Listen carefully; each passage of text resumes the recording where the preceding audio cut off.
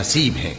और अगर तुम्हें शैतान की जानिब से कोई वसवसा पैदा हो तो अल्लाह की पनाह मांग लिया करो, बेशक वो सुनता है, जानता है। और रात और दिन और सूरज और चांद उसकी निशानियों में से हैं।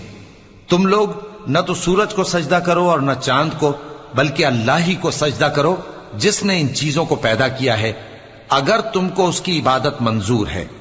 फिर अगर ये लोग सरकशी करें तो अल्लाह भी इनसे बेनियाज है, क्योंकि जो फरिश्ते तुम्हारे परवरदिगार के पास हैं वो रात दिन उसकी तस्बीह करते रहते हैं और कभी थकते ही नहीं।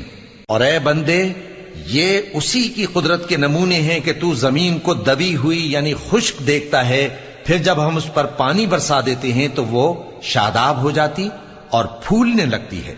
बेशक वो जिसने जमीन को जिंदा किया वही मुर्दों को जिंदा करने वाला है। बेशक वो हर चीज पर कादिर है। बेशक जो लोग हमारे अहकाम से इन्हिराफ करते हैं वो हम